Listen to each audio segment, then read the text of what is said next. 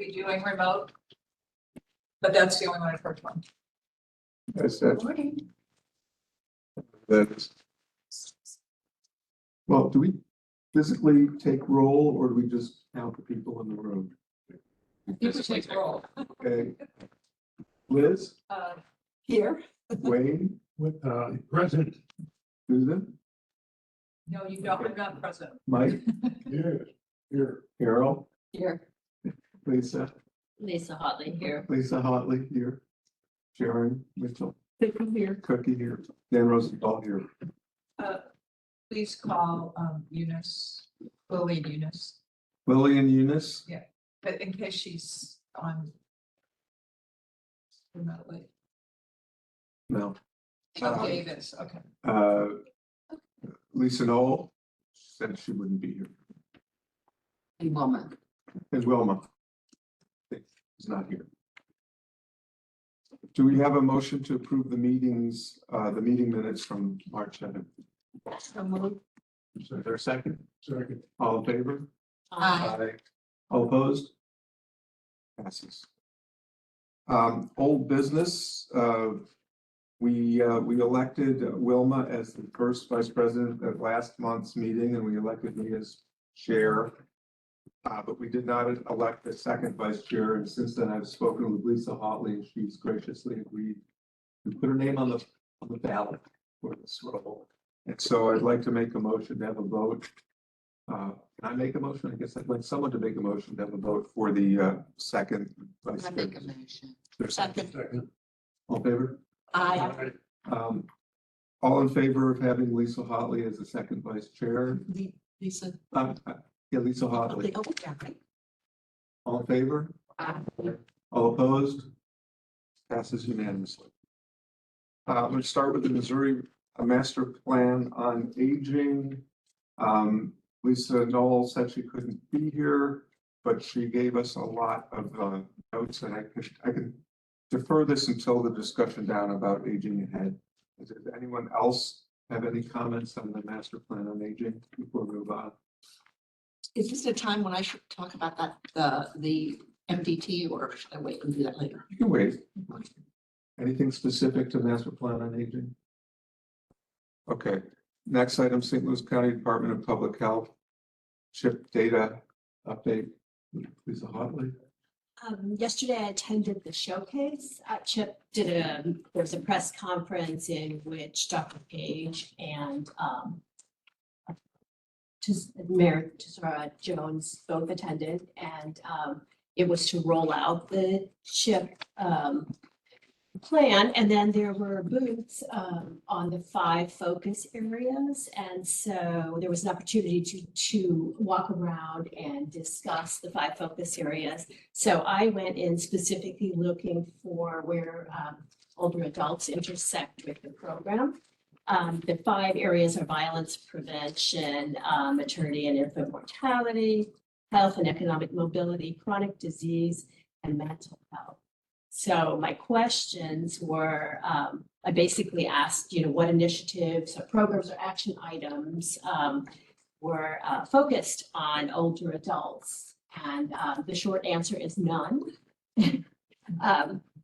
That older adults would be served just within the disease itself or the area of focus itself. So the heavy emphasis is on diversity, equity, and inclusion, the DEI initiatives, and yet age is not an inclusive or a factor, an equity or an inclusion factor, unfortunately, in this plan. So I made known, my concerns, and I was able to talk to a couple of different people, including Regional Health Commission's new strategic initiatives director. And so she and I are going to get together to talk about how older adults might be included in future planning. So that was kind of exciting. A couple of takeaways. The county really isn't present in most of the conversations because of seniors count in the city. Most people could identify partnerships in the city with for their older adults. But aside from aging ahead or core programs in the county, no one was aware of those partnerships. So again, they may exist, but they're not known in the people that are working in public health. So that was notable. The only other thing is one key piece, the two public health directors spoke for the city and county, and the one very succinctly said, CHIP data equals funding. So that says to me that older adults aren't getting the funding because we're not part of the CHIP data. So I think that's something that we as a commission can begin to look at, because without funding, we won't have programming, and all the needs that we're addressing aren't going to come to fruition. Which sort of leads itself down that avenue of looking at seniors count again, and as possibly the most viable source of funding given the current budget and areas of focus. I have a comment on that. So we brought up seniors count with Dr. Page when Carol and I met with him. And there was the clear answer was, this isn't the right time yet. Politically, there are lots of budget issues at the county. I know there are a lot of specific issues to the building and infrastructure at the county offices. But it does not appear to be an appetite to present seniors count on the ballot anytime soon. I don't know what to do about that, but that's not different than the answer we've gotten consistently over the past many years, 6 years. I do think he, that is exactly what he said. He did not, however, rule it out for the future. I mean, I think he was, down the road, there may be a better opportunity. Now is not the time. Did you get that read or no? It's no different than the read I've gotten in the past. Yeah. It's in the future, now's not the time. But Yeah, no indication of when in the future is a good time. Yeah. I think there's a group that is in disagreement with him on that, and that is looking ahead to say that he's not the only avenue. If there is interest and a need, it may be important, and it may not happen the easiest way or the least expensive way, because it'll be nearly $1 million if it has to go to a petition-driven avenue. If it goes to petition-driven avenue, it'll be nearly $1 million. But there are needs out there that are just not being met, and if we keep waiting for, leadership to say, well, this is a good time for me to have that on the ballot, that's, there are people now that are gathering and saying we may have to look at it and poll again. So There may need to be some sort of a grassroots effort that hasn't occurred yet, because the leadership that has been participating over the years and has been meeting to try to figure out when is a good time, and has had consultants from the political side to tell them what the environment is like and whether it's a good time, have consistently said not now. How many months ago, Carol, was it when, I attended one of the virtual probably meetings. about 6 months ago. That long ago. Because the seniors count work group steering committee that did meet. Yeah. And on the second meeting, there was a decision that, now is really politically not a good time. I think it is important to know that we looked at it failed so slightly when it was on the ballot in St. Louis County. It failed by less than 2 percentage points. And then several years later, we revisited it and we had them do a similar UMSL. It was Terry Jones and his staff at UMSL did the same survey of individuals in St. Louis County to really gauge the appetite for this being on the ballot. And there had been a huge shift in the 2 years, and there was absolutely not an interest from that polling data when it was done 2 years later. So I feel it's important when this is revisited again, that we again look at polling data before going forward, because I think there just is a lot of people are, do we really want another tax increase? And we need to be looking at some of that ahead of time. Well, this is also something that came up with, and again, back to what you were saying about funding, is there's this need that people are recognizing. In this case, it's the need for a multidisciplinary team on elder financial protection. And so, there is no such team in St. Louis County. Yet at the same time, we have one of the strongest and most active group and coalition that calls itself an NDT, but it isn't funded. And so it technically doesn't exist. And when I was asking about that in an earlier meeting, they said, well, because there's no one to take leadership. And that's because, so Lisa Jones, who's at the prosecuting attorney's office, said, well, that should actually be us. But back to what you were saying all along, this is the problem, is that they don't have enough people to take it on. And so I think one of the things we need to keep in mind is how we ask for this seniors count. Because if we just constantly say, we need a tax increase, I think we should maybe concentrate more on funding the needs and pointing out the needs. Because the amount of money that is lost through financial issues for older adults is huge. And that's money going out of our economy. It's money going out of the pockets of people who pay the taxes and so on. So the fact that that is not being addressed because there's no one who is in a role that can kind of take it on is, and I don't know if that's Jamie's in that role in St. Louis City, but I know that's a need that we have in St. Louis County. So maybe that's another angle to go at. Yeah, I think it's difficult when you're talking about, active committees. We are known as an extremely active commission here. And yet no actions take place and no programming is funded as a result of us. GrandPad being an exception because that was money that couldn't be spent. That wasn't budget money. That was special project money. So, in terms of since 2016, when we've been gathering around this table and offering advice for policies, programs that would meet the needs of seniors, we don't have those actions. We don't have even the interest.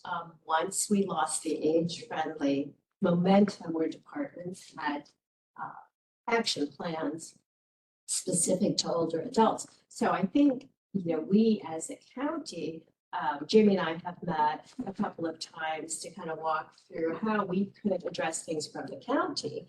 And again, without a budget, if we have these issues, where would those funds come from? So we don't even have the data because it's not even being gathered as a population of interest under the equity and inclusion umbrella.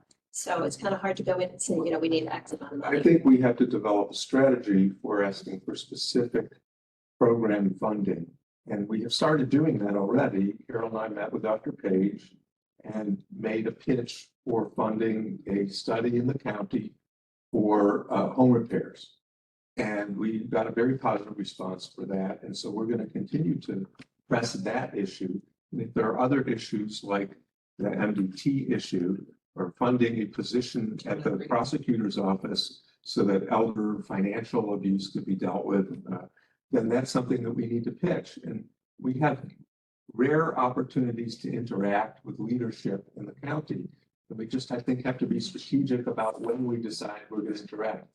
The committee as a whole report is one opportunity that we have every year to present our desires. In fact, in past years, council members have actually said, what do you need? Now that's when they had a big pot of money to spend.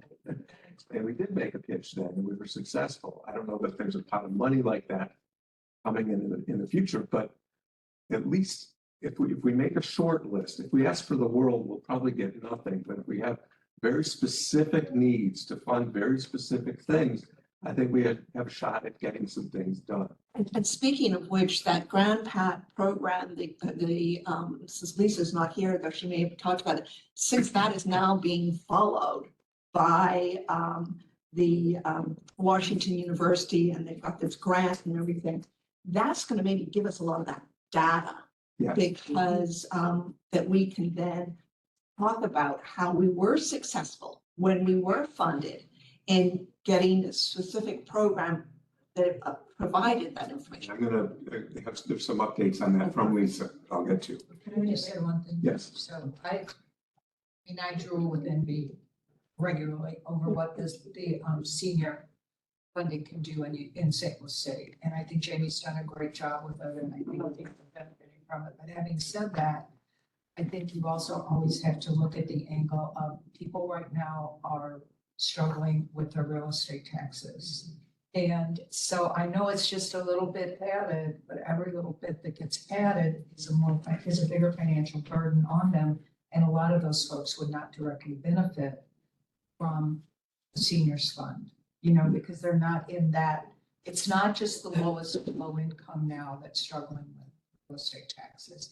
It's the middle range that's doing it. On that note, I think what we learned last year when we attended the webinar that Nancy Morrow Howell was involved in on reframing aging, there were some real interesting conclusions that one could draw from a reframing perspective on how to get things done. Instead of just talking about issues from the perspective of aging, if we open it up and talk about just the common good of some of these issues, and I think that's where home repairs is attacking it from a different perspective. And if we could figure out a way to deal with some of the cyber crime issues, and not just hyper focused on impact on the elderly, although it does have an inordinate impact on that group, it impacts everyone. So if we can think about those things globally, I think we're going to have more success at getting things done. Universal design is a good example of that. So I'm going to get to the next agenda item because, well, I'm sorry, Mike. Let me try just very quickly. It may be too much apples and oranges, but 2 days ago, the voters approved Yes, yes, to take on a whole lot more they really did. debt with the MSD proposals, and it was approved overwhelmingly. The one was like 80%, So maybe if we take, again, it's not exactly the same, but how did they do that? Fear, Well, some of it, fear, I think that was. some is fear and some is, hey, we can do good because, we can keep your street from flooding, Yeah, So again, it's how to how to reframe what we're asking for and say, hey, we can help you, we can save you because we can do this for your mom and save you money that way or whatever, But that may be a model to look at to see how to get something like that well, passed. school districts also were looking to get some tax increases passed. I And we're have- just going, but that again is going back to, impacting the older adults' taxes. So whether they freeze, whether they don't freeze, I don't know what's gonna happen, but if people are going to see, we've been able to say to them, well, your county taxes are not going up this coming year because it's not a reassessment year. But then what happens is they're told that, which is a true statement. But the flip side of that is that those that live in like Lindbergh School District, Yes. taxes are going up, and it's not really that insignificant. It's was a fairly good tax increase, which was great. But there's just so many repercussions of trying to do good, I also think it's. I just want to ask, when you say that Sam Page says it's not a good time, does he give a reason to why it's not a good time? Well, there are a lot of pressures on the county financially, and there isn't a lot of support at the council level. I mean, there are specific council members that really don't want any taxes, period. Will vote no on every single tax issue that comes up. So, Do they say why they don't want it? yeah, I think the individual council members do voice why they're against taxes. But, it's a difficult battle when you've got a limited pot of funds. Where are you going to distribute it? And, they've got sprinkler systems in the county right now that are substandard and need to be replaced or at least need to be repaired, and they're getting pushback from council members even on that. So it's a struggle. I was just thinking, since we have to do a different approach, it's to knowing why, so that we would know how to approach. That's what I'm suggesting, is that if we make proposals that have an impact on a wider group of people, or point out that some of the issues that affect older adults also affect a lot of other people, that there would be wider support for some of the things we're suggesting. Dan, I think you're absolutely right on, because if there's funding that is out there in the state, again, MDT, that's the same thing. We also found it with digital inclusion. Right. So, there's, it is finding and being strategic. So we just have to partner with like-minded organizations that have the same sort of mission that we do. Do we have any comments? One more, what exactly is MDT? Oh, sorry, multidisciplinary, team for, elder financial protection. So it means that it includes government, it includes not-for-profits, it includes financial institutions, and elder lawyers and CPAs. So it's a coalition. So on that note, I'm going to go to the next agenda item, which is St. Louis County Home Improvement Program Research Funding and Workforce Development Update. So a lot has happened since our last meeting. I have reached out to Greg Leposa, the Director of Workforce Development at the county. We had a very good in-depth discussion. He's very supportive, knowing that Dr. Page is supportive of workforce development. He's supportive of workforce development as well. And from the perspective of how it has an impact on older adults, our issue is home repairs. And as we learned from Todd Swanstrom from UNSL, we know that there's a certain amount of funding for the physical repairs, but there's an extremely long waiting list to get actual home repairs done in the county. And the bottleneck occurs because there are not enough small contractors to service all the home repairs that need to be serviced. And the breakdown in this process is workforce development. There aren't enough small contractors that are being trained to do this kind of work and to service this market. So Dr. Page was supportive of me reaching out to Greg Leposa, and Greg Leposa is very supportive of the idea of having a summit where we invite specific entities that have some skin in the game. And we identified a whole list of entities that could be players in this. And we're going to organize a meeting with some of these organizations. And while after he and I talked about that, I attended the first St. Louis County steering committee for the comprehensive plan, where I was able to meet a lot of people at the table. There are 20 people there from industry and leadership and not-for-profits. And many of the people in the room have the same concerns that we do. And the sort of people in the room were St. Louis Mosaic Project, which helps find jobs for people, new immigrants. International Institute is very interested in training new immigrants for work in this area.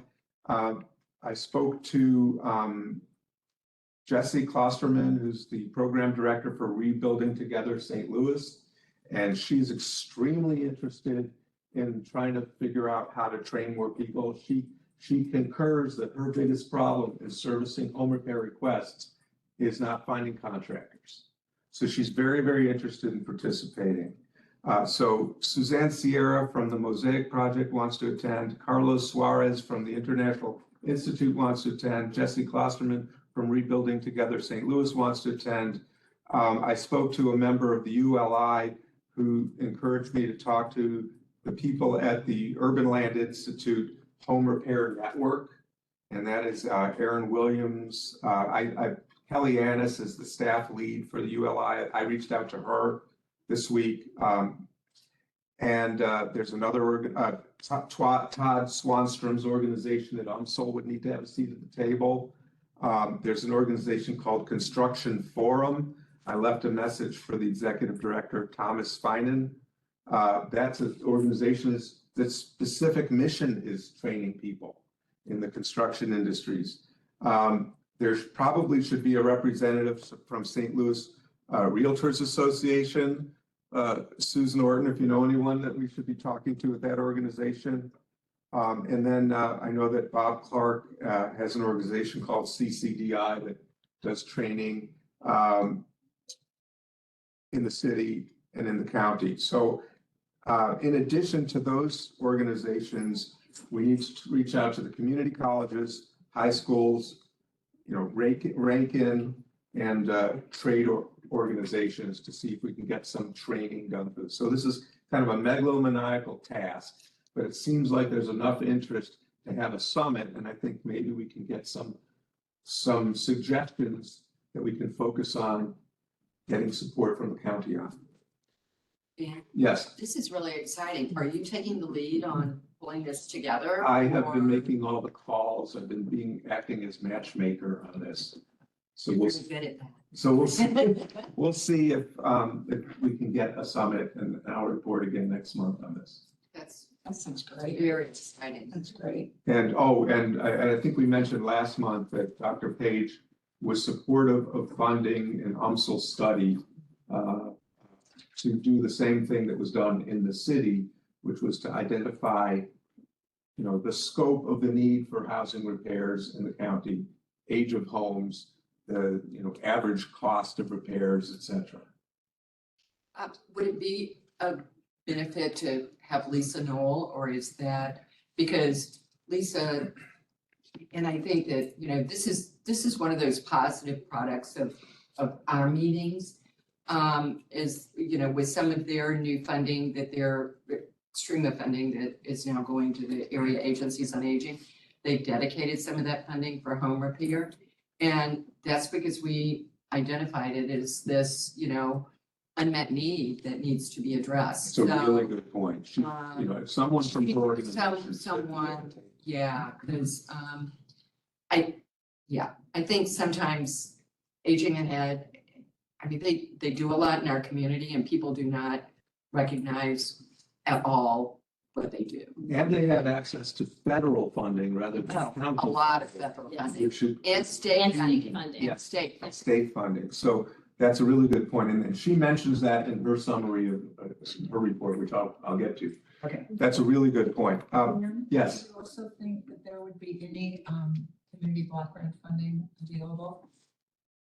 I know sometimes towards the end of the area, but there can be some extra funding around. I think, was Dr. Page kind of potentially looking at that funding For for? the study.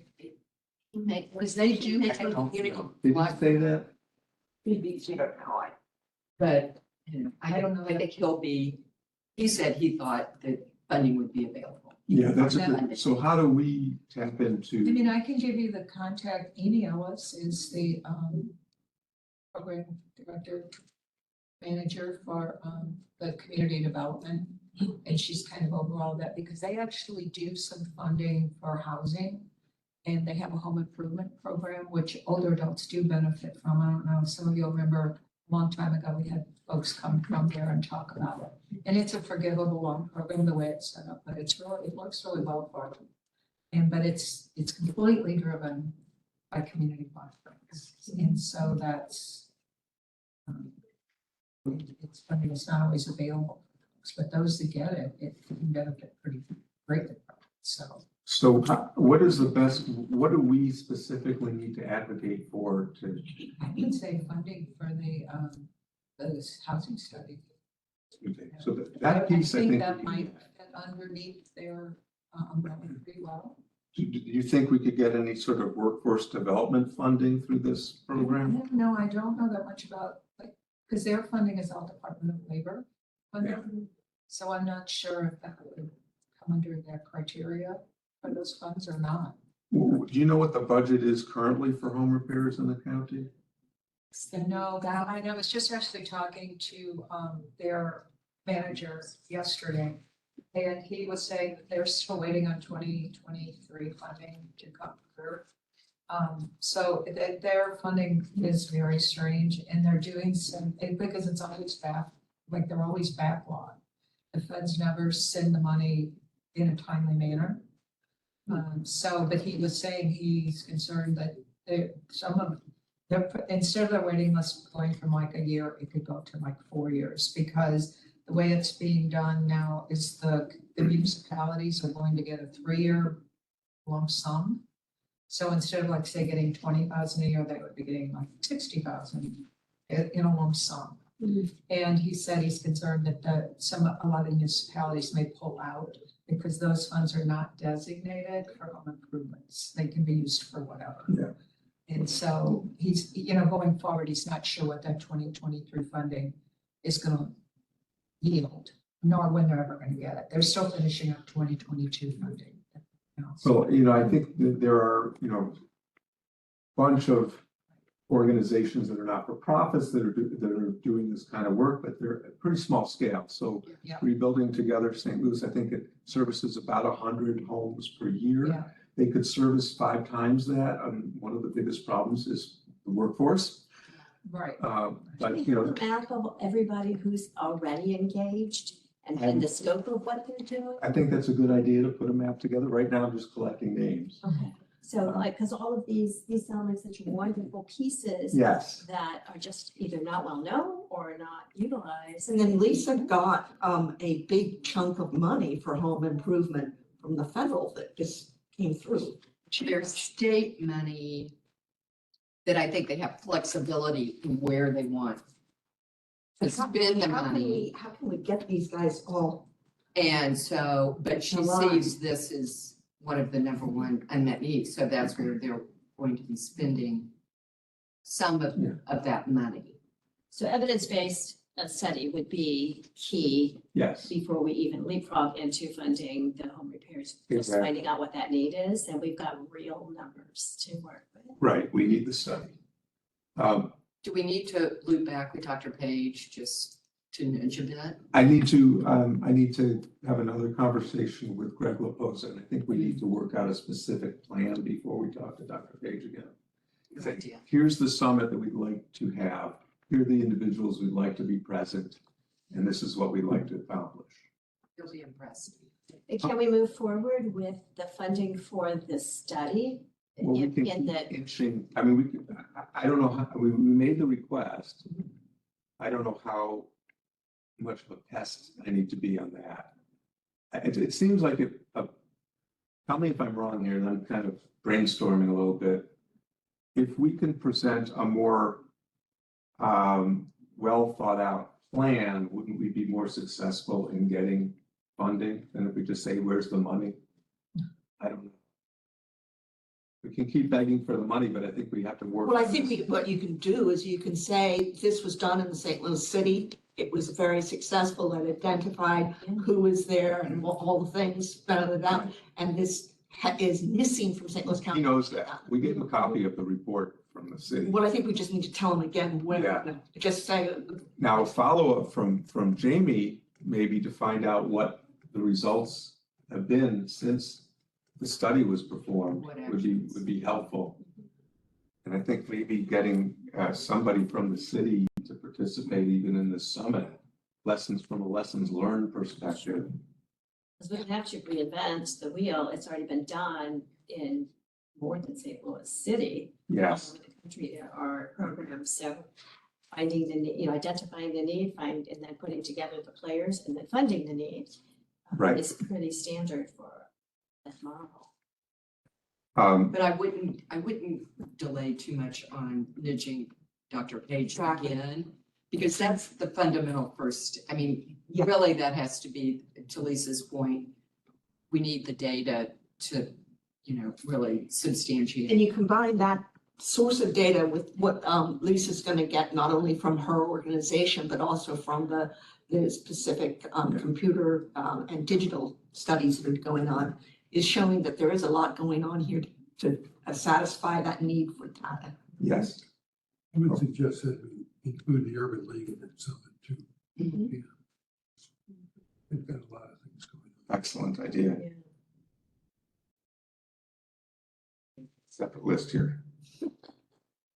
In your spare time, Dan. Right, Dan. Could you map I this? do and have a full-time job. Yeah, map this, that request, and then call all these people. Okay, next item on the agenda is universal design. I also happen to be involved in that. So we have had, since our last meeting, where I think reported that there was a meeting with the Councilwoman Lisa Clancy and members of the Commission on Disabilities, as well as Carol and I attended, where we discussed the proposed brochure from the Home Builders Association, and we critiqued it, and then nothing really happened. So we had a follow-up meeting with internally with Commission on Disabilities and Councilwoman Clancy, where they asked me if I could take a shot at critiquing the brochure. So I redlined the brochure with some suggestions that we had come up with collectively, how, they could have better images on the brochure, that, when you say disability, it's not just one person in a wheelchair. There's a whole range of disabilities that are impacted by universal design. And so we want to make sure that all of those people are represented in the same way that reframing aging gets things done by saying it doesn't just help this one individual, it helps all of these people. That's the same thing about trying to get things done in the universal design realm. So we're having a follow-up meeting after the Commission on Disabilities meets on April 15th, I think. And they'll give me more information, feedback on my red lines, and then we'll present it to the Home Builders Association. The big changes that we want to make, we want more specific tactics addressed that could help people upgrade their homes so that they become more accessible. They had a short list of tactics on their brochure. We think that can be expanded. And we also want some indication of the relative cost of these upgrades so that a new home buyer walks into the Home Builders Association, member organization and says, I want a new home. Those salespeople will present this brochure and say, here are a list of upgrades that you can voluntarily take at these costs. And we want them to say, they might not have the specific costs yet, but just as when you go to Yelp reviews or some other organization and you want to pick a restaurant, they'll have a $ sign or $2 signs or $3 signs. You can pick kind of, oh, well, that one looks like it's a pretty cheap upgrade. Why don't we do that? And some of them will have $0, like to raise an outlet off the floor 18 inches, which helps people, reach an outlet. Shouldn't cost anything more than you can have the outlet anyway.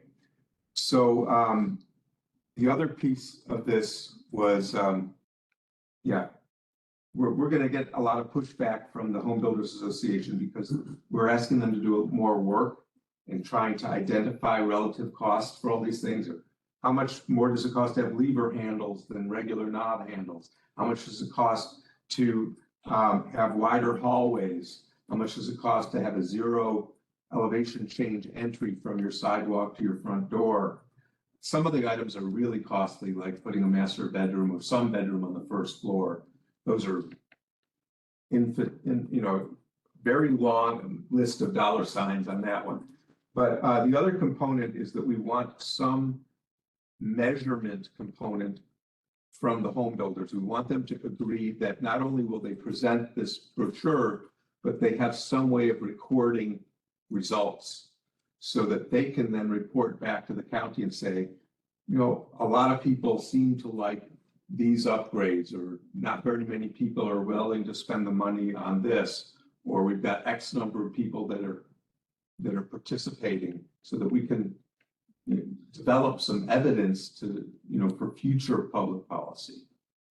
I think we're going to get pushback on that because it's going to require them having more staff to do the work. I don't know that they're going to want to do it. Dan, Yes. when there's a custom house being built, is there any way you can find out how many custom homes are being built with first floor masters? Because of that demographic? Well, I mean, what we're talking about really aren't custom homes. Right. You know, we're talking about kind of catalog homes. You go to Fisher Frizell, or you go to you know, a McBride or one of the others, and they'll have a bunch of homes that are, you know, off the shelf. And some of those homes could be modified fairly easily in certain ways. In other ways, it would be very costly to modify them. Very few of them have bedrooms on the first floor because you need a larger piece of property to accommodate that on the first floor. So they've already pushed back on that one specifically. You know, because I just know that, just in talking with friends, people are all saying, our next house will have a master's on the first floor. And so if we could find, I don't know how we could figure out how to, if they would sell for a higher. I don't know that anybody is recording that. That's what I'm thinking. I don't think they are. And I think even us asking them to record anything is going to get pushed back, I believe. Dan, what is in it for the home builders, besides greater good?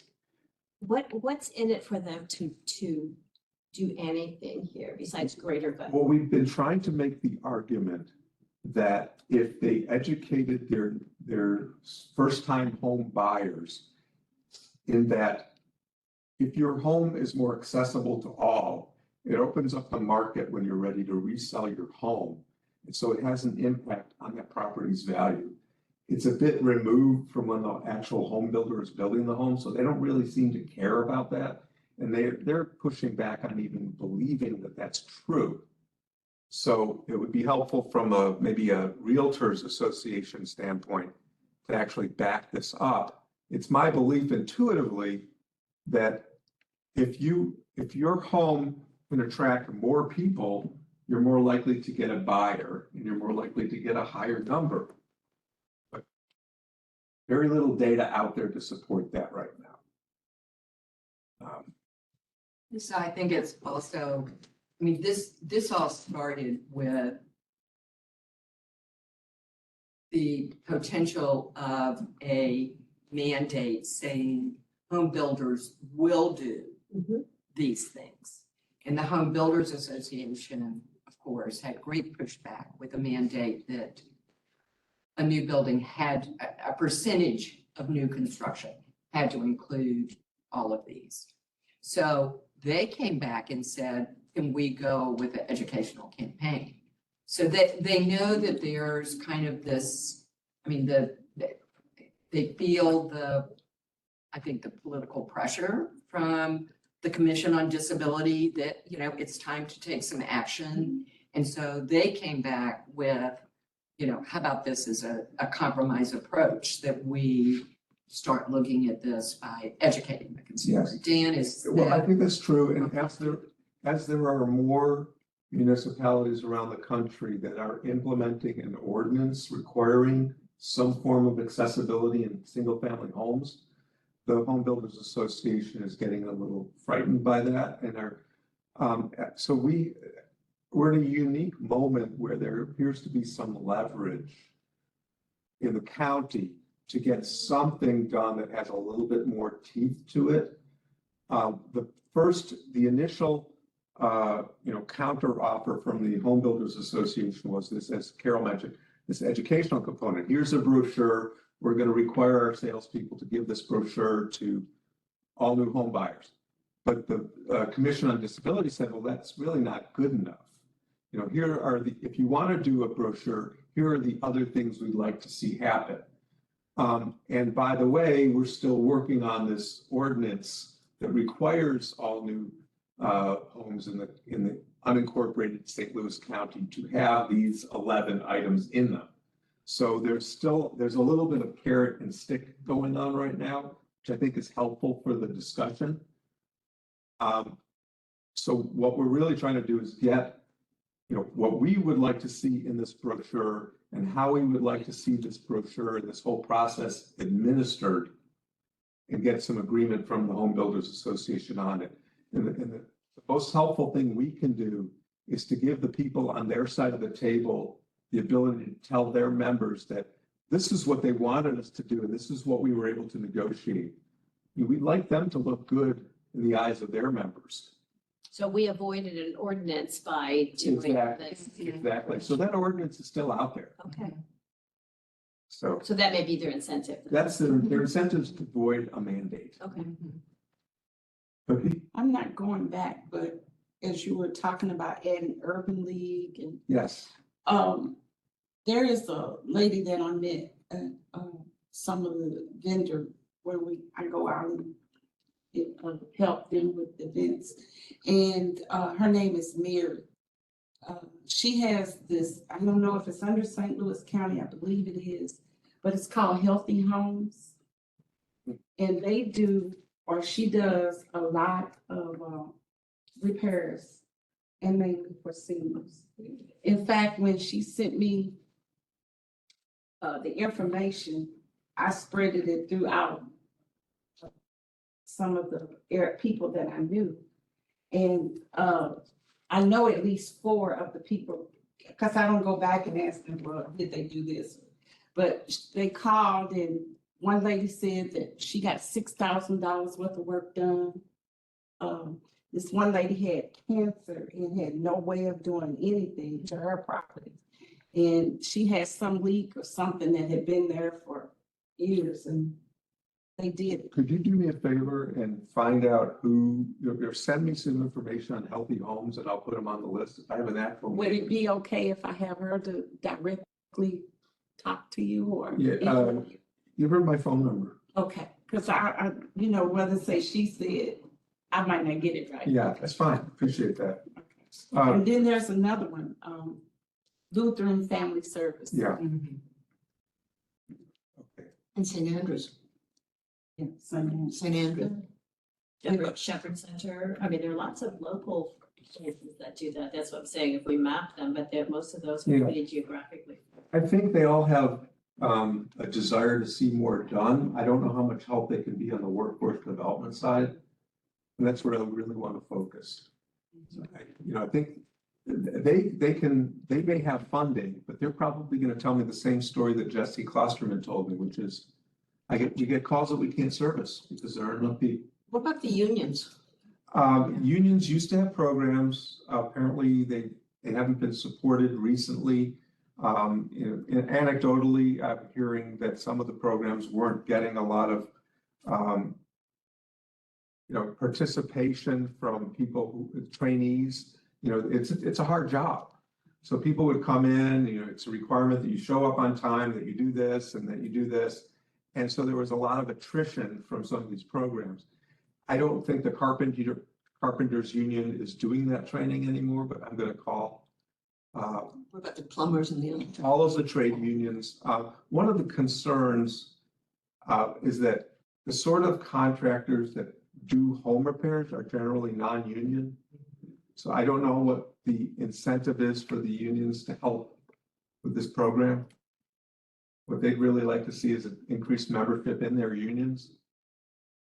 So, but it's definitely on the list. Trade unions are on the list.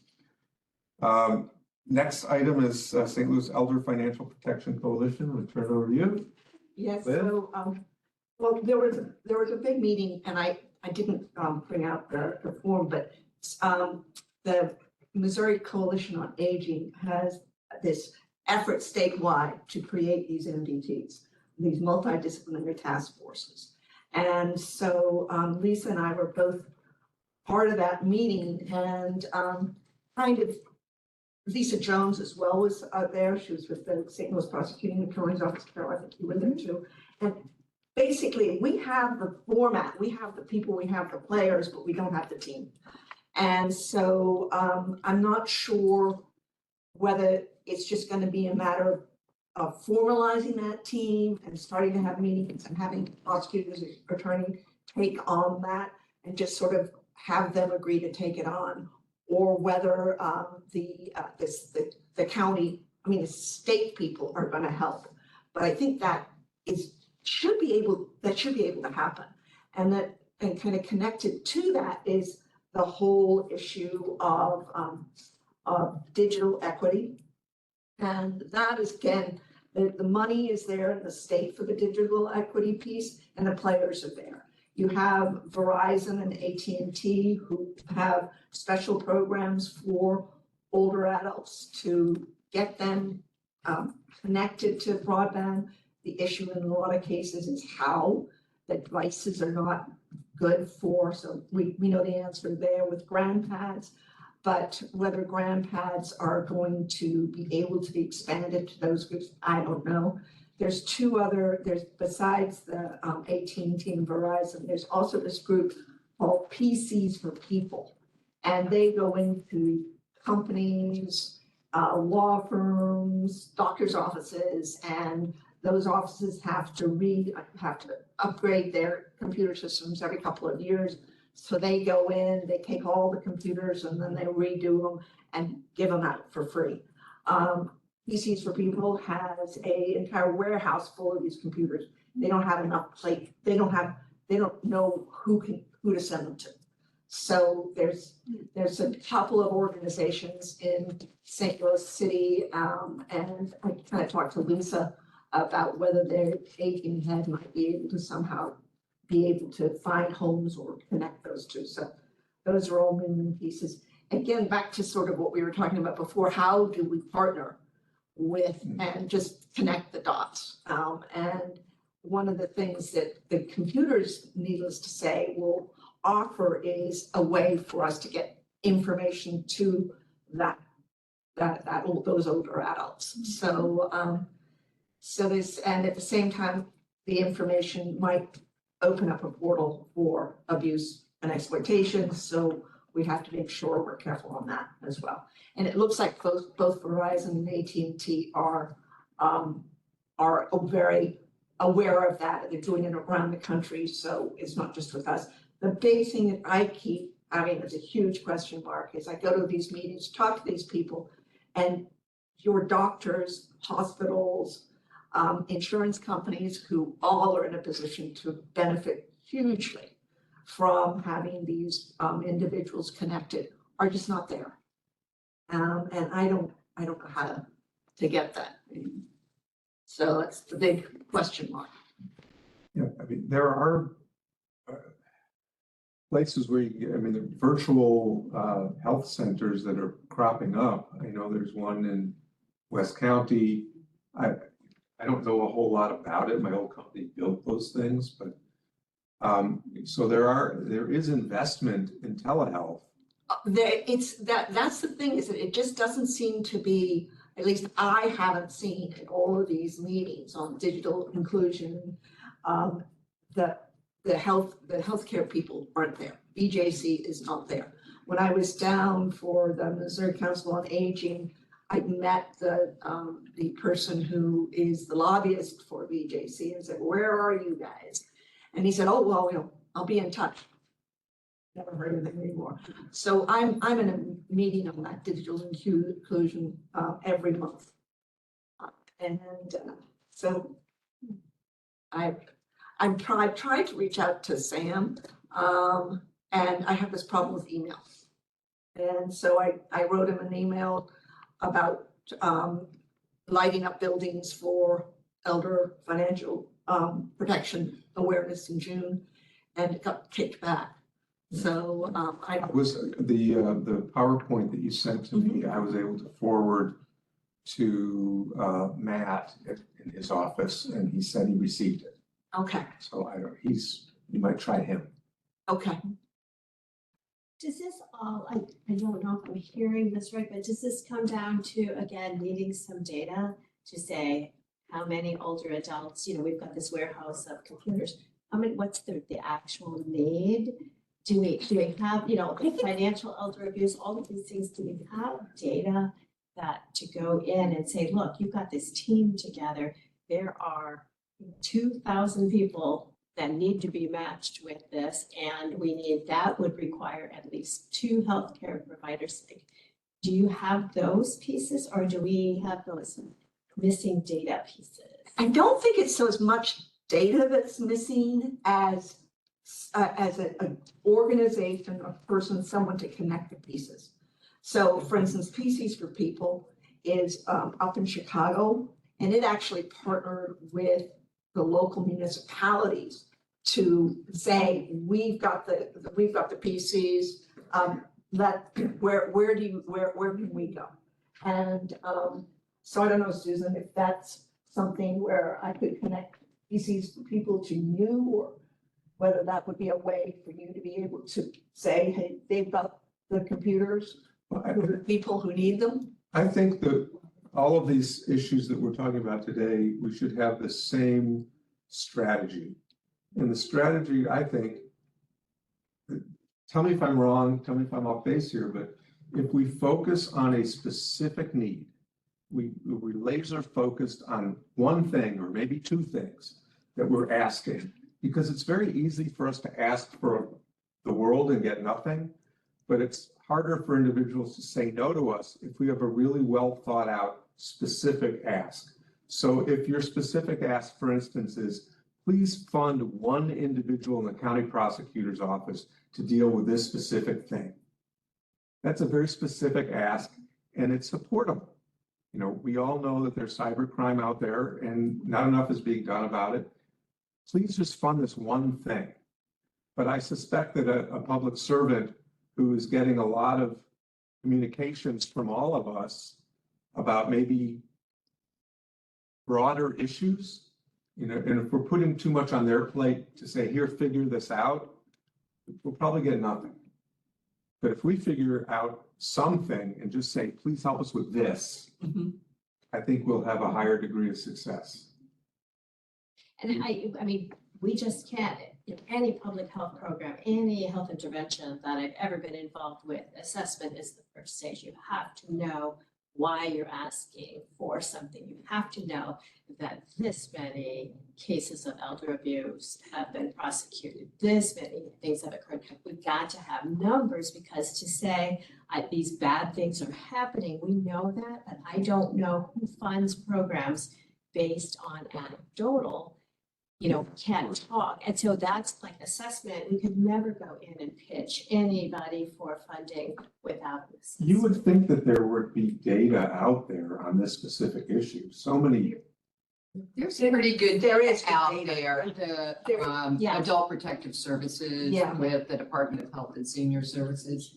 So we wouldn't have to create it. We just have to. I mean, they do a Find it. comprehensive Yeah. report that's. Yeah. Yeah. And the PowerPoint that I sent to Dan, I don't remember all of the points on that, but that was a lot about, was on the connectivity piece. and the need for that. You know, even forwarding it to Dr. Page's, you know, assistant doesn't necessarily mean that anyone's going to look at it. I mean, it was a fairly lengthy PowerPoint. I scanned it, but that's. I think we have to make it easy for people to say yes, Mhm. and giving them a lot of work to do is not easy. for them. No.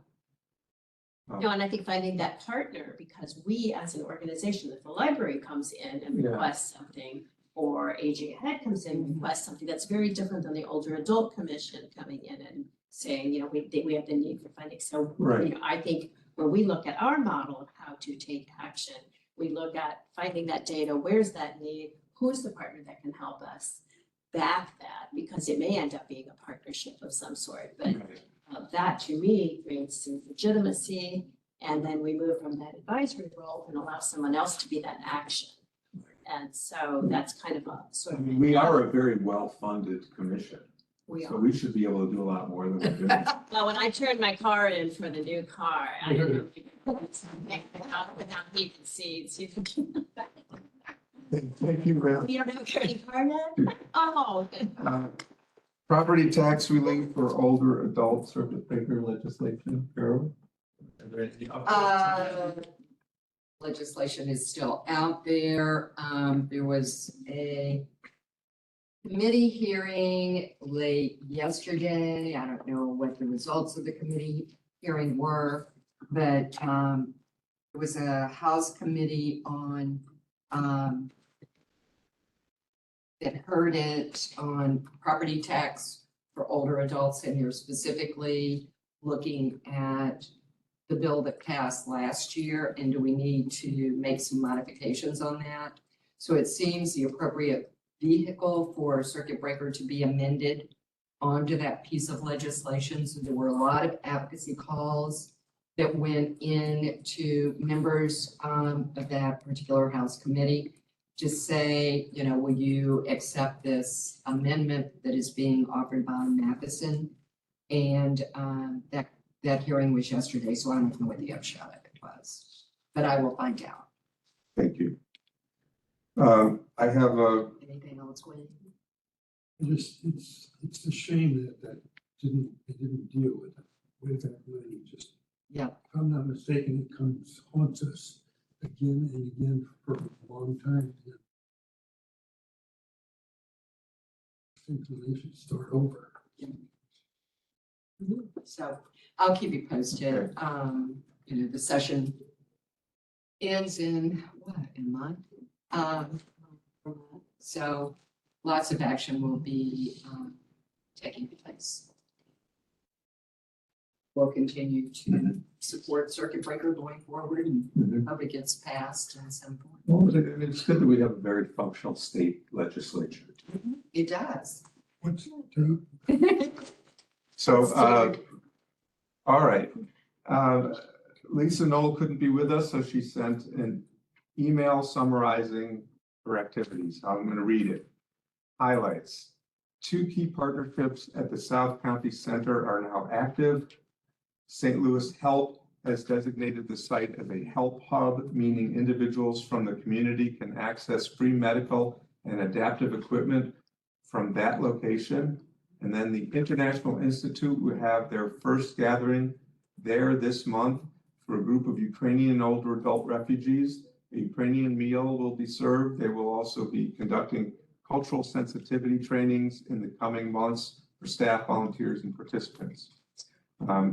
We are in active discussions with a church group in University City for potential senior center location there. The city buildings are not showing promise at this point.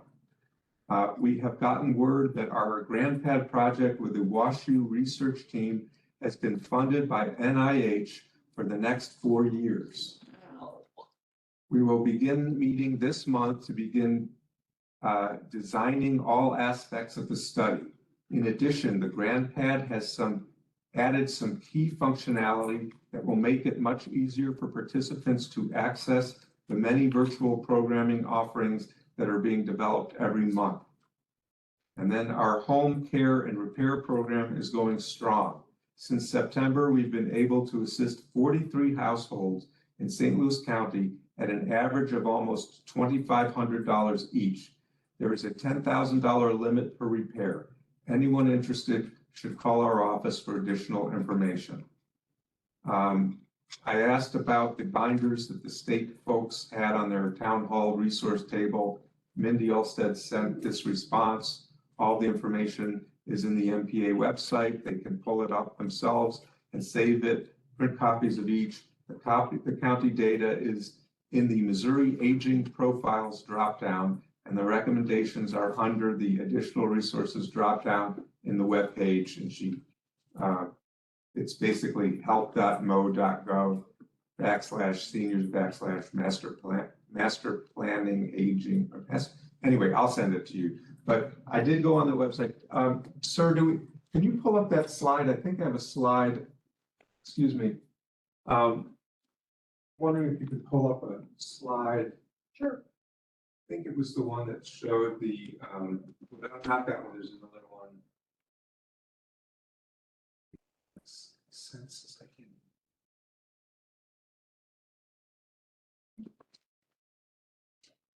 So a couple of years ago, East West Gateway pulled together some I'm sorry, data I didn't- on Anyway, I keep this one up. This is good. So I did go on that website and I discovered that the census data for the county and the census data for the city have been flip-flopped. So when you go to find the city census, you're going to come up with the county information and vice versa. I pointed out to Lisa Knoll, and she's going to probably let the correct person discover that, but it was the most bizarre thing. So I think, wait a a minute, aren't there more elderly in the county than in the city? What's going on here?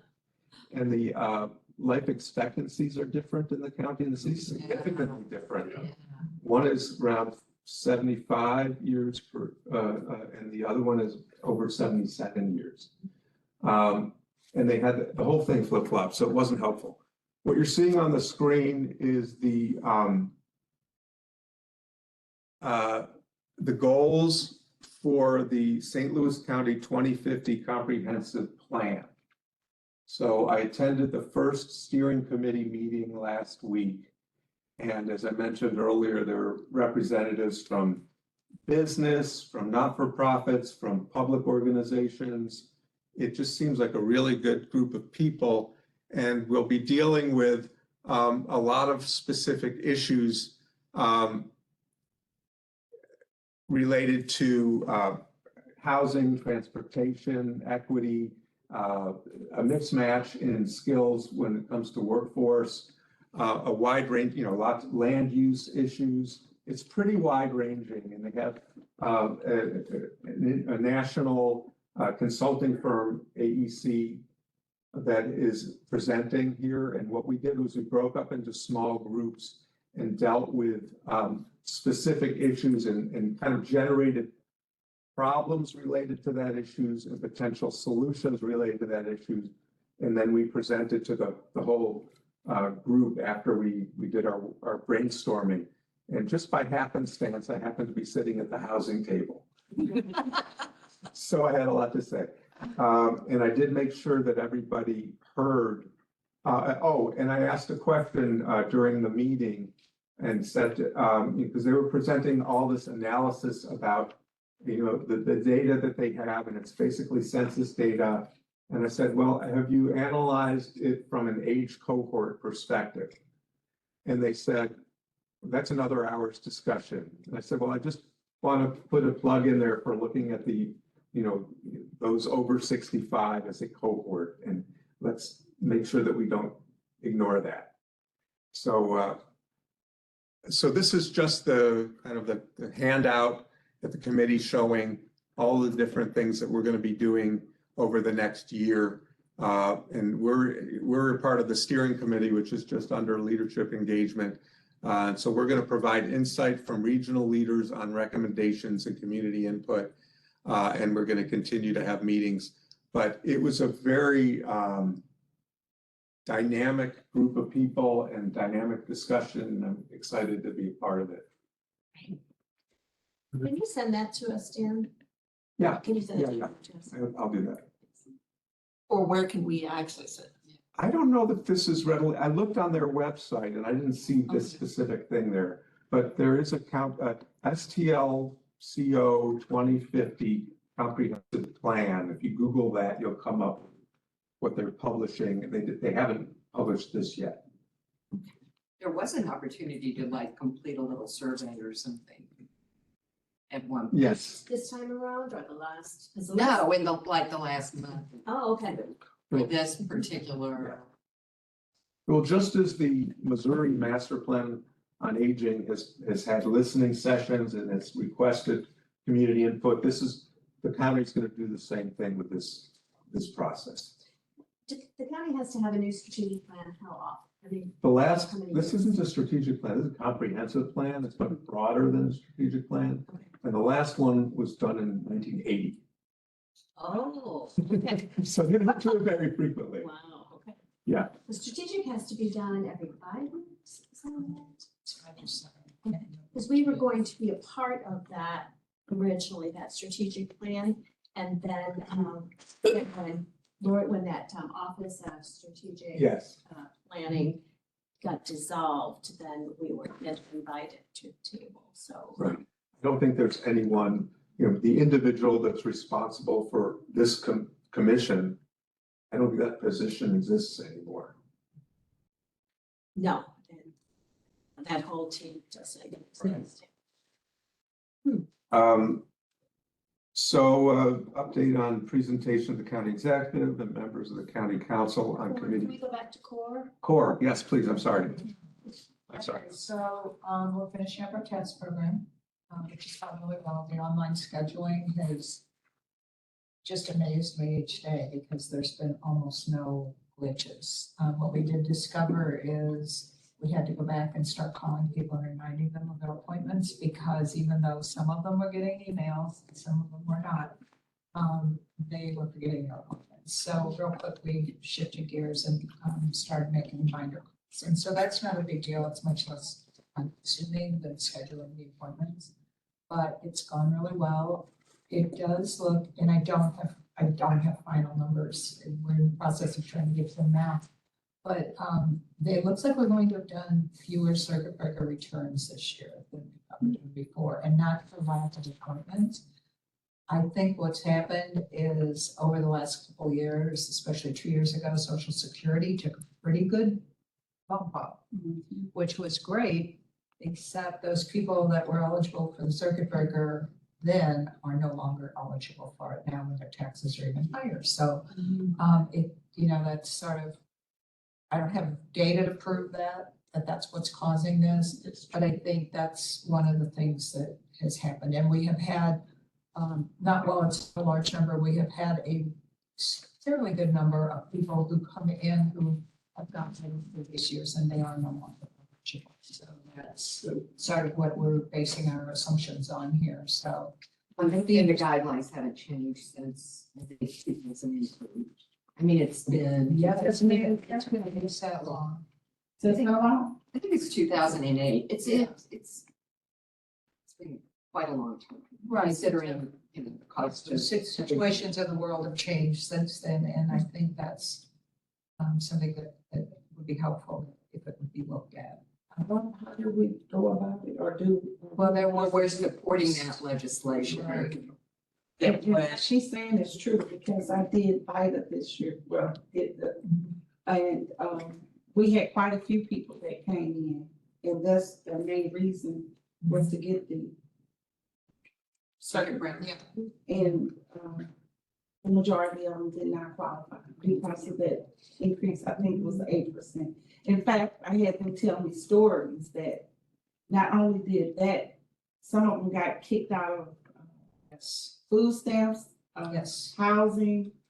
It was multiple things that they were no longer eligible for because of that. Cookie, I may reach out to you about maybe contacting a member of the legislature to just share that information. I'll look and see if your representative serves on any of these committees, Thank you. because that would be helpful. Dan, this is Dave Seponaro from AARP. Sorry to interject. I've just been listening this morning, but I did want to make a comment on this subject on the circuit breaker. I manage an AARP tax aid site in South County, and I also do taxes at AARP tax aid for a site in the city.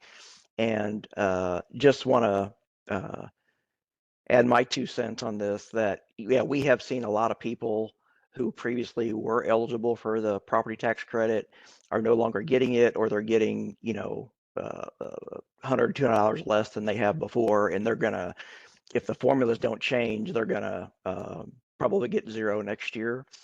This is one of AARP's biggest legislative areas, working with the legislature this year, is to update the formulas, which I think haven't been updated since 2008. And what our person in Jeff City is saying is there's a tremendous support across both parties to do this, but it always gets attached to something, and then that something gets very contentious, and then it doesn't get, our thing doesn't get passed. So we're hoping to try to have this attached to something that is less contentious and gets passed this year. So just 2 cents from AARP on this. Thank you. Thank you. Dave. Dave, while you're on the line here, I've got a question for you. Do you Yeah. think AARP would have any interest in participating in this workforce development component, maybe from a mentorship or trainer perspective? Are there any programs at AARP where members are training younger individuals?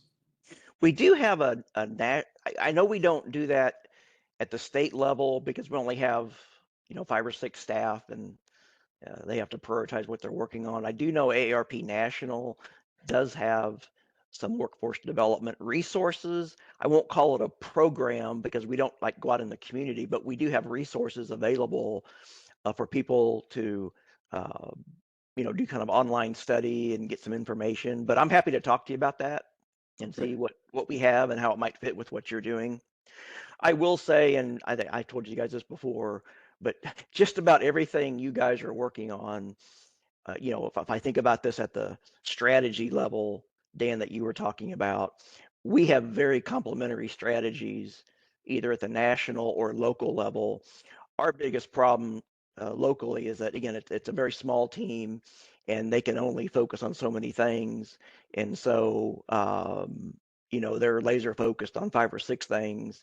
But the main point I'm trying to make is that the overlap between your strategic direction and our strategic direction, there's almost no daylight between the two. So I do think the question you asked about, hey, can we work together, should kind of constantly be asked. And sometimes the answer is yes, and sometimes the answer may be no. But it's we're so closely overlapped, it'd be crazy for us not to be talking. Yeah, thank you. And I see that Lillian Eunice has joined us, so we can amend the roll. I did. So the, Are we still talking to Core? yes, Okay. Do you have more? Yeah, I just wanted to say that you've all been hearing about the restart of the legal program for it seems to be like 15 years. But it's going to, it's constant and forever. I think we are moving forward, and one of the positive things that I think that's happened in the last month or so is the Recorder of Deeds has reached out to one of the larger title companies and has gotten their buy-in to do beneficiary deeds at the time of a closing on a house, as opposed to having to remember it down the road somewhere that's what you need. So I think that it's not going to solve the immediate issue, but I think long-term, if more title companies will buy into it, it will be a big step forward. So with that, we'll restart. We're kind of waiting on the Department of Revenue's staff person to say, okay, I'm ready to do now, start this now. So we're anticipating it starting anytime. well, one more signature when you get a pile of papers when you're closing. Exactly. It's like another $27 and another signature and it's done. Yeah. And at a closing that's insignificant, we're going down the road, that could become, you have to go somewhere, you have to do it. Sometimes, they think there's attorneys involved and all of that. And so it's kind of a little off-putting to do it later on. And it's one of those things that you only think about when you get older. And sometimes you need it when you're younger. So, I think it'd be a good thing going forward. They were also able to hire a new supervisor. And she actually started on Monday and had told me previously that she would need to be off for 4 days. And then I found out she's going to the NCAA Final Four this weekend. Wait a minute. I'm the boss, you need to take it with you. But anyway, so she's getting started and I have great hopes for her. She's right now an adjunct professor at Wichita State University. She teaches virtual classes on AP studies and women's studies. So yeah, I'm hoping that she'll bring some fresh eyes and some new ideas. I think her title will be. She's just supervisor. She's going to supervise our field staff that does like the transportation and things. Replacing Patty. So I think that's about it. Good news. Susan, I had a question. It was on the website because people were asking questions yesterday about what programs CORE offers. Yeah. So I jumped online, to look, and I wanted to make sure, is their website current? I think so. Aside from legal services, I know that's not on. No, here and yet. that won't be at this moment. Yeah. It's gonna, But everything else, the claims assistance, tax preparation, home care, repair, home business and telephone reinsurance, transportation, those all are viable programs Yes. still.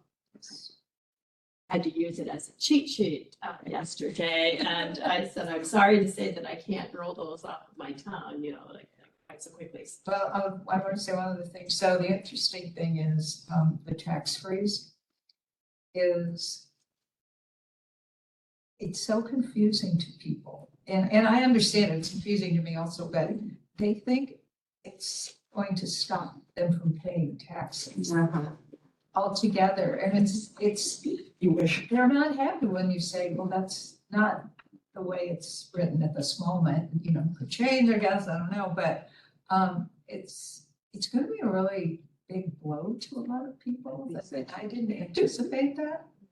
It's a tax freeze, not a tax stop, you know. I wonder how many people are just gonna start ignoring their mail when I don't. county tax. Well, and you're hitting at the same time as insurance prices are going up because of all the weather. Oh, my gosh, yeah. And so, Yes. yeah, and those you can't change. Well, And and I also think about that senior, like to do a senior's count, so you do a tax, property tax freeze, and then you ask everybody else to pay more.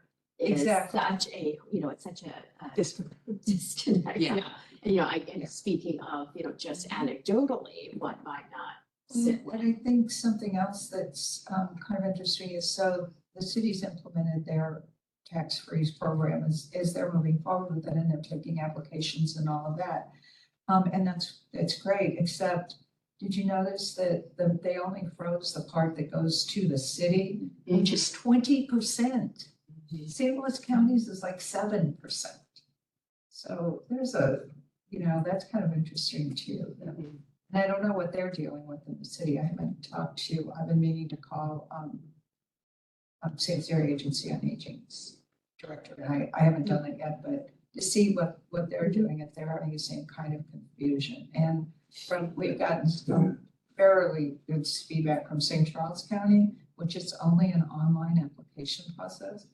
And I have not been on it, so I don't know, but the calls we've had have been that it's very challenging to do it online. So I don't know what they're asking. I don't know how hard it is, but that's why I'm hoping that if this moves forward in St. Louis County, that we'll be involved, because I was pretty sure our Department of Revenue will do the same thing just for efficiency's sake.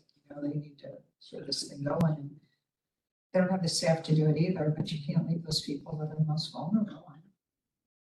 It's ironic because it was a guy who came.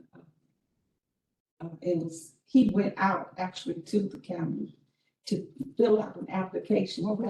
We've had them in our office. So he was so weird. He said he stood in line, he did all of this, and then when he got to the point, he was telling them what he wanted to do because he knew that the city was doing it.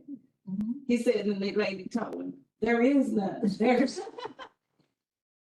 And I just wonder how many people, but you said that, how many more people We have have done it? actually present themselves in our office and say, where's the application? No, there isn't one, and Because I really think it's gonna be a problem with us senior people trying to get the application and fulfill it. Some of them's I not going to think, do it. I think I'm gonna be very optimistic at this point, and I'm gonna say, I don't think that's gonna be as big as a problem as it could be. Because the Department of Revenue has assured me that it will be widely advertised, so that it's available. Great. And that there will almost definitely be an online option. But I think there's going to be plenty of even community partners that are going to be willing to have those applications. And that's where it stands right now. So I'm hoping it's going to stay. We'll see. Well, that's good. But if you hear people, just please tell them that they have to keep paying their taxes. And right now, they can't help them with anything. I'd love to. They didn't start getting their increases. I hated that one, but they just started getting their increases On their mortgage. Yeah. Yeah, and that's what we've. It's for put balance, calls of so increase. far behind. And they don't know how to pay it because all of a sudden, That's right. a lot of the older adults are living on an amazingly low amount of money that they do manage on. But then any little bump in the road and it throws the whole thing off. So And that's why circuit breaker is so relevant because it is so relevant. it's so specific to those individuals that are living on the margins. Yeah, Like and some increasing people think taxes that's at how the they highest level they've ever been. So, Someone paid the taxes on their cars and different things, just do that. yeah, we're getting a lot of calls about personal property and there is absolutely no assistance for that, so. Feel I don't know. Oh, gosh. All right, That's it. thank you. So the County Council Committee of the Whole's report is coming up. I've had no response. I have emailed, Sharonda Webb's, administrative assistant, or whatever their title is, and I have had no response, so that they're not bouncing back to me, so I'm assuming someone's getting them. But I don't know. I will continue to follow up and see, and I don't know. I really don't know what the next step is if they don't respond. I'm sure there's one and I'll figure it out. But So we have no date? we have no date. We have no date at all. That's what I requested. Susan, if you want, but if you try again, and if you want me to follow up with a phone call, And I might have to know that might be a little bit more responsive too. or Dan can do Yeah. it, I don't care, I mean, Yeah, I can do it on behalf I of. appreciate if you could do that. Because, yeah, I mean, if I mean, they- yeah, it's been a good 3 weeks. we are not. This is a question, I don't think we are required to do an in-person. I don't think so. there is a value. I think it just states it has, I mean, I could look it up, but I think it just has to be presented. Yes. But there's not a definition of what presented looks like. Just We have to every create, we have year, to it's been create, presented. Right. and submit. Carol, don't you think that just for Dan, that instead of I don't know, I'll look. presenting the whole, a summary of the report the way you did, that we should just do the 3 or 4 things that we want done? Yeah. Because then maybe we can tell them, this is not gonna be a long meeting, this is not gonna be a long report, just to get them there.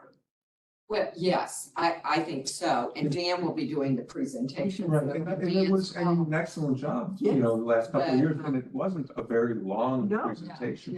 No, it's only And I about think 10 you're- minutes. Since it is our only opportunity to have face-to-face with a large group, potentially all of the council members. And that would be the other piece that I want to get through. So we want to encourage, if you represent a specific district, please, when the time comes, when we know the date, reach out to your Yes, county representative, say, we have an ambitious agenda and we really are going to make some serious asks at this meeting. Would you please be there? yes, Because we had very poor attendance last year from the council members. yeah, the year before we had good attendance. Yes, But last year was embarrassing, yeah, to say the least. And, yeah, I think we need to do a hard press on, can you be there? And then possibly call back a second time and just say, just want to make sure it's on your calendar. Yeah. And possibly ask, Councilwoman Webb if, she could encourage attendance.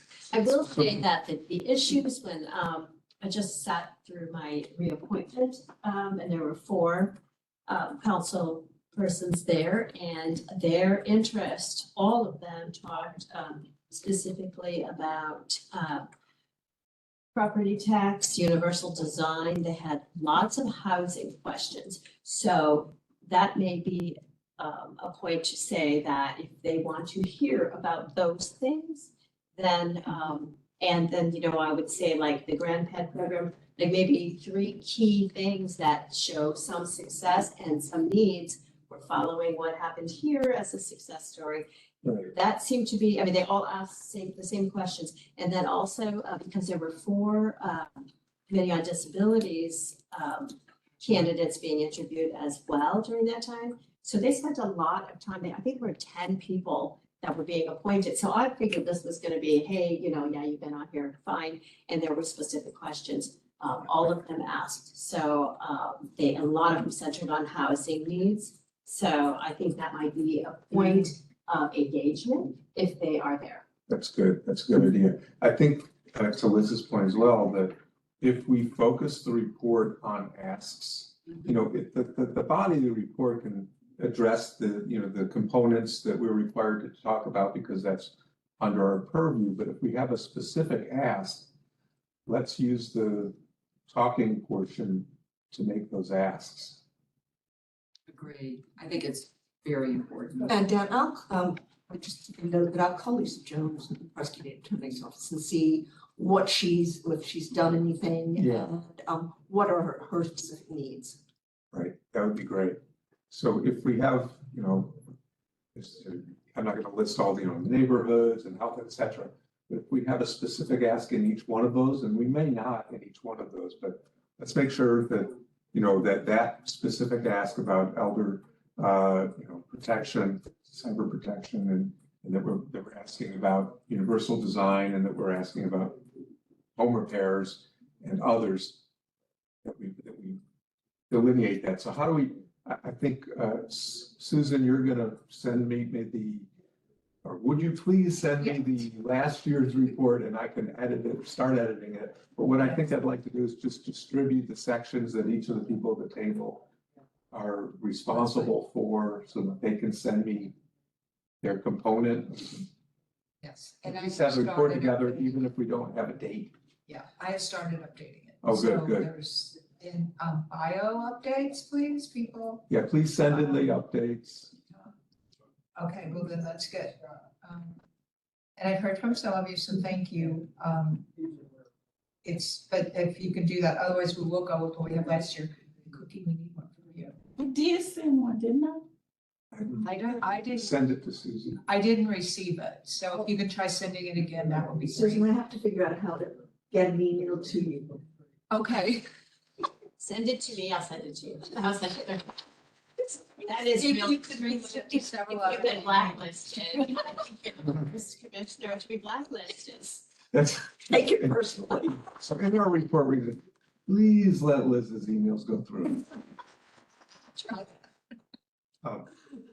So it might be good for us to, in bold at the bottom of each topic to say, this is our ask for this specific topic. And I think one of the things we can say is accomplishment. Yeah, And I think the grand, we cannot yeah, say, I think the transition from the funded by the county into being under aging ahead, and how successful that has been is tremendous credit to Lisa Knoll. But also Right. to the library and to the county. I mean, that was just such a success. well, the story this year is the evolution of the program. Exactly. That it went from, thank you, county, for distributing funds from the federal government to help us get started. But this is where it's gone since then. You are no longer funding this program, but because you helped us get a start, we now have funding in other places to keep this sustainable. And it wouldn't have happened without county And it's going to give support. us all of this information, which is of great interest to Washington University, to the point where. This the government- NIH grant is huge. Right, coming to our region, coming to the county, so I think that's huge, and I think as we're asking, if we are specifically asking for funding for a study, I think that should be the lead. Yeah. And then, followed up, here's why, because look what happened the last time you funded something. Right, And so you're no longer funding it, but it's a success story. So same with this, we get this ball rolling by funding, you need to find out what that housing need is. Yeah. And then we'll go from there. But if that's top line and that's the only conversation, that would be good too. Because then you can have a more robust conversation about one thing. And they can certainly read, top line, what else has been done. I was just gonna say, timing's everything.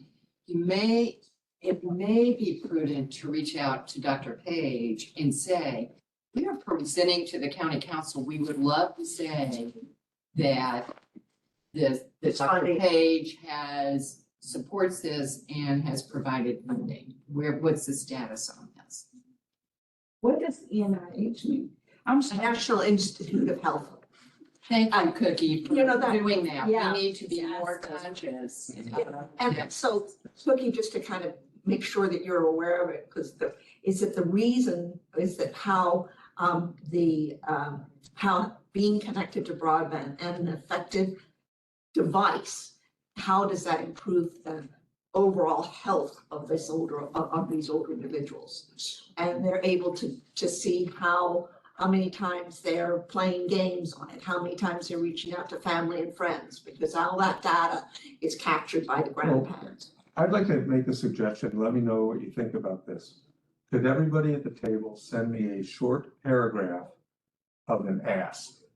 You know, what, if you have to, just only one thing that you could ask for, what would it be?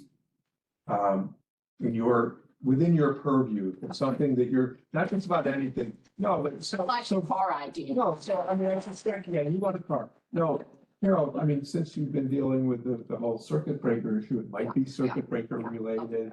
You know, Liz, I think yours is maybe, you know, something focused, you know, Financial protection. on financial protection.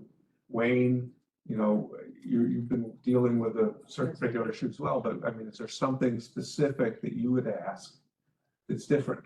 Transportation. It would be a I have to be political. It would be political. Well, but if, I think we could do that, and there might be some overlap. And, you know, I'm gonna ask about home repair. Well, and I think we can also revisit, you know, we may want to just One have thing. a reference point to, you know, this may spur, yes, this is what an area. of Go back to our goals. Yeah. You all should have a copy of our goals. And I have some extra ones, but. I don't know if Want me these to would resend provide- Yeah, that would be great. And just, Yeah. you know, pick a goal area. I'm gonna focus on the housing piece.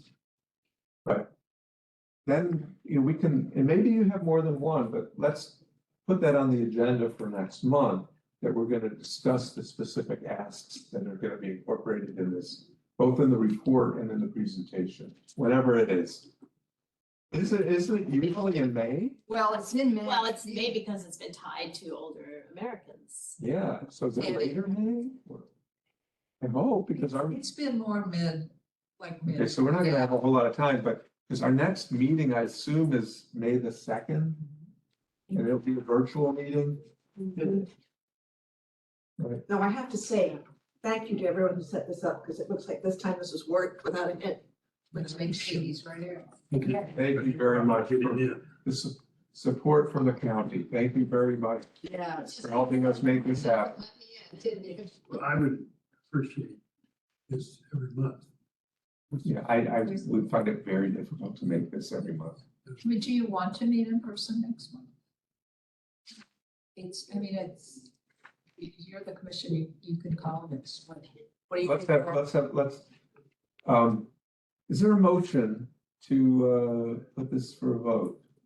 Do I hear a motion to vote on whether this is? Well, can we put it under the next meeting? Agenda item. for It might be a me. good idea to meet in person, considering the fact we're gonna want to All do right. this ask. So maybe this isn't a formal vote, but how many people are in favor of a face-to-face meeting? Just over there. Let me see, let me see if I'm. I've if got, I'm in raise your hand if you're interested in a face-to-face meeting. Yes. Maybe May That's 2nd. what- 1, 2, 3, 4. Those who want it to be virtual? Okay, I'm outvoted. We'll have it face-to-face. Dan, would this be a good opportunity or should I wait till afterwards? A team and myself are gonna be doing a senior tour in Spanish Lake on May 16th for seniors. And I would want to invite each and everybody at the table. But the bus only has 56 spaces and 48 if I have wheelchair people. So I would like to invite, if I could, at least 2 of you guys to please join us so you can see what it's actually about. Our first one was last year, and it was so successful. I have great people. You may even know some of them that are on the team that's helping me. So now what is, that's what I tried to make and I didn't. I'm sorry. What you tour? It's we set it up last year. It took me 2 years to get it done, to even kind of go through it. And when I did, we had a lot of construction going on. And we had to manipulate different places and things to get there. The tour is to take the older people throughout Spanish Lake and show them the wonders. I call it the 7 wonders of Spanish Lake. So there are quite more gyms there, but we went out to, the zoo, which was one of the major spots. Rustic Roots, we went to the fire department. We went down to the conservation because, I could just go on, but a lot of people weren't even aware of these places that are in Spanish Lake. And I thought it would help the residents to know what they're surrounded by and connect them more with the community. And it really helped. It helped what we call the Twillman House. It connected with the seniors coming to bingo. It connected them to where the Spanish Lake Park was, where they can go fishing, things that they could really do. And it really, I'm not bragging, but I was so proud of it. Councilwoman Webb, she helped support it and sponsor it. Rustic Root Sanctuary is actually the one that really went through that season of it for my 2 years. She put up most of the funding.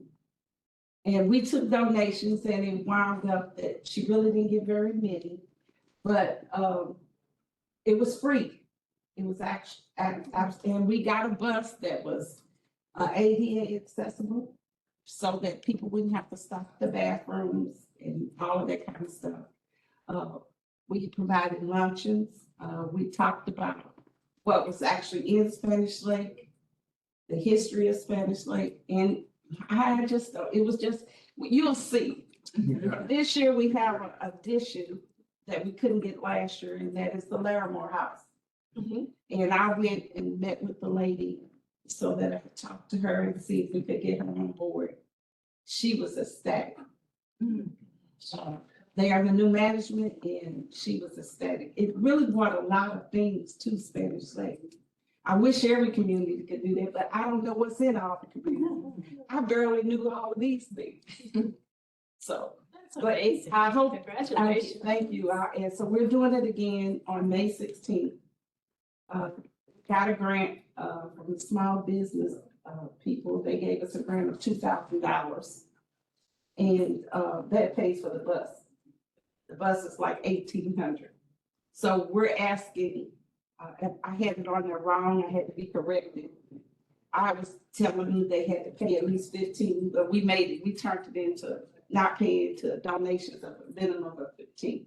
So that we could provide the other things that are needed, the prints and all of that. The Miss Dorothy worked on a print last year and she did it as if it was a gift where she had the maps and I mean, you know, it's just, you just have to see. So I wish you guys. And we're gonna find it, where's your information on that? When does it start? We just started putting it out. Okay. I got Janet from Rustic Roots. So if I went to Rustic Roots, would they have They information? should. Could you send that to? I all of will, us? and like I said, I wish I could invite everybody, but with you guys, you know, I have to invite Dan, he's our chair. If it's during the work week, it's gonna be tough. It's on a Thursday, Yes. and it's long, it's gonna start at 9:30 to 3. So if anyone want to volunteer, I would hope and pray that one of you guys would truly come. My calendar. Yeah, I'll look into it. Yeah. It's my anniversary. I'm out. We'll see if, let me look at my I'll calendar. look at my calendar. And please let me know, I need to, I would like to. That's awesome. As I say, I wish I could do everybody, but it holds 56 and we got to have the participants. Of course. Please, thank you. Maybe we could drive in a car. So to that point, is there anything else for Older Americans Month that this commission is involved in or should be involved in? Since May is Older Adults Month, Well, one thing, Susan, Older Americans. can I tried to send a message to Sam to ask for the like a building to be lit up in June for the elder financial protection. And it wouldn't go Elder through. abuse and awareness. Yeah, on Elder Abuse and Awareness Day, so I don't know how else to get that information to you. Unless we were doing a proclamation, you know, we did that a couple of Yeah. times where we, you know, stood up in front of council and then it was a proclamation for older Americans month. But that really didn't have a lot of legs Yeah. in terms of No. PR or anything. It did when we were trying to get age-friendly community going, you know, up people running. I'm wondering if there's an aging ahead event that we should try to participate in or something that we should lend our support for. And you're talking about as part of Older Americans Month. It's part of Older Yeah. Americans Month. Maybe if there's even something that Jamie's doing down in the city. What about something tied to the master plan on aging, Missouri's master plan on aging? I don't know if there's anything that would be, you know, that would be happening in May Yeah, where you have this visibility, but unless we have PR for it, right. we're talking, you know, preaching to the choir here. So you'd have to have something that would be visible someplace else, like Liz is lighting up a building. That would be important if somebody shared why it was lit up. Yeah, no, that was all. So that's a good point. It's Missouri Council So on in Aging. the past, you know, Deborah, when she was participant in the commission, was sort of managing our presence in social media, and we don't really have one now. And Dr. Page did mention that in our last meeting with him, that he thought we should have or some sort of presence in social media and that we should be posting regularly to Let me see if. advertise what we've been doing. Person So, you know, I met with Peter. with Peter last year, He's so willing to do it, isn't he? yeah, all we had to do was provide him with something and we'd make sure that it was legit. But we had a page, and I had added Deborah as an administrator, but I shut that page down last year because it was so full of spam. And we weren't creating things that other than saying, hey, somebody went to a meeting. The grand pad, we had shared that, but that was, you know, only so many posts about the grand pad. So I shut it down. We started getting some weird and some really unsavory personal messages. Okay. So, yeah, so I finally, so it's still sitting there. It can be resurrected. I just deactivated it. But when I met with Peter last summer, he said, yeah, we have a conduit. And I know that it makes life easy. If they're looking for content, we can do that.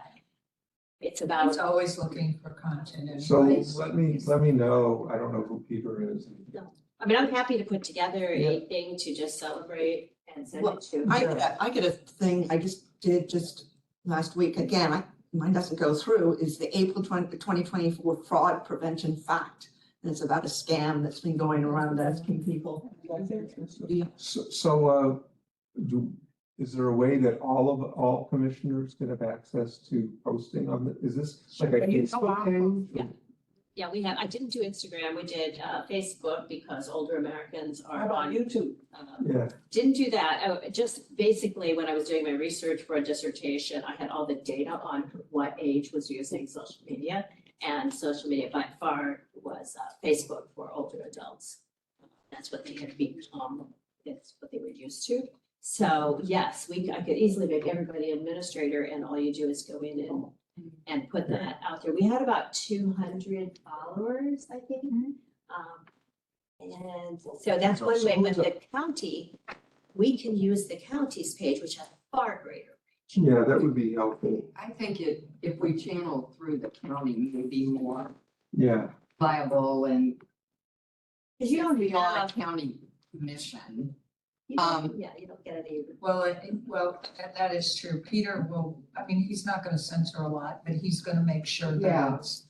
It would be nice. Thing to. It would be nice if we could do something once a week during May. You know. Oh, yeah, just he'd love Four, that. four things to celebrate And I think older Americans. the Wyman Shelter did it during domestic violence month. Yeah, I have actually the content still, I think, because we did that for a couple of years. I mean, I was posting, if you don't post, you fall off and nobody sees you. So your algorithm, you have to be constant otherwise, and you have to have photos, otherwise you're not gonna be in there. But I had content based on our 4 focus areas. So I had done Older Americans month a couple of years ago. We spotlighted the 4 areas and then what's something in the county, the walking audits. When we did those kinds of things, because we were taking action. So does anyone on the commission want to take this on as a task? To try to populate our page or make sure that we're posting? I don't know that I have time to do that. Yeah, you have a lot on your plate. That's, Well, let you it's a time-consuming undertaking if you keep it current. If you keep on people's radar, you do have to post pretty much. How about, I'll do the May posts, get them to Peter. He and I have already had those conversations, and if that's okay, I'll focus on the 4 areas. Copy me on that, just because I don't know who Peter is, I wouldn't mind knowing Okay, what the conduit Let's is. see how many, followers he has. what's that? Pull it up. Oh, for St. Louis County? Well, it's the Human Services is who he posts for, but he also works with the folks that post on St. Louis County. Yeah, that's what I'm asking for, when we were looking specifically, there were a couple of things we were doing during the pandemic that I talked to him specifically to say, can we get this information out there on the county's page, not the sub pages Or or. the other thing is can we link to Aging Ahead? Do things like that, because they're. Yeah, link to, Yeah, we that would be used to- great. Yeah, we used to do all Can of we do a that. podcast? They don't have, on their website, they don't have I know a lady anything. who does podcasts. They don't have anything for older Could we do Americans a on the You could link it to. website, you just gotta- If it was a. Sound all the take part involved. Yeah, no, I that, can well, ask- ask your friend who does a podcast. It's a podcast that's specific to older adults or some issues concerning older adults. Then she probably, then all you have to do is, pass that on to Peter, Peter. So, He's the communications person for the Department of Human Services. What I'll do, you know, I'm like third party. yeah, I'm gonna talk to the lady that I know and tell her what is going on. And then I'm gonna send it to her. perfect. So I'll kind of, one time we had a communications plan, remember, and then I was writing to the municipalities and stuff. I don't know that I want to do that much energy because we didn't have a huge response for any of it, but I'll certainly, I'm happy to resurrect social media, see if we got some either interaction from that. And then if we see it's positive from the county side and the human services side, then we can always reactivate our older adult commission Right. and request that certain agencies follow us, kind of like what's happening at the Aging and Behavioral Health Council, where, you have these silos that are now talking aging and behavioral health services. I'm just also wondering if there are other venues where we can get the word out. We're trying to be impactful. Is LinkedIn something worth pursuing? We're trying I to also think support or- letting our county council members Well, when we contact our county council members and say, we're doing this presentation on May, blah, blah, blah. We would really like you to be there because we're talking Right. about some important issues. But I think we can also, if you write up something that's very short, they will put it out to their constituents. They will put it out in their constituent newsletters. Dr. Page will drop it into his weekly. But we have to say, this is Older Americans Month, maybe celebrate it, whatever. I don't know how that verbiage would play, but I think that they might leverage it as well. Yeah. Because they don't know it's Older Americans Month. right. There's just a lot going on, so. Okay, well, we'll throw stuff out there, experiment in May, and then maybe come up with a plan and have this as an agenda item for communication. Yes, excellent. And I think just the agenda item for, maybe the top discussion point for next month will be what the report looks like for the committee of the whole. Wow, we're 4 minutes early. Are there any other share outs in the next few minutes from the commission members? Sue Orton, is she still there? Does she have any Yes. insight? Sue, do you want to say anything about? Yeah, Dan, you really covered our meeting and what we've been working on very, very well. I do have one question on that leadership forum or group that you're working on for 2050. Is there representation from people with disabilities on that group? I haven't gotten a list of all the steering committee members yet. They took this group photo and they didn't distribute anything to any of us yet, so I don't have everybody's contact information. I just know the people that were sitting at my table. Sure. So I don't know. Okay, if It's a you really could good question. find out and let me know, because I know that the Commission on Disabilities would like to have a representation, because people with disabilities are going to be a big part of 2050. Okay, yes, The other thing is that I will email you a contact for SLAR, okay? thank you. Okay, that's it.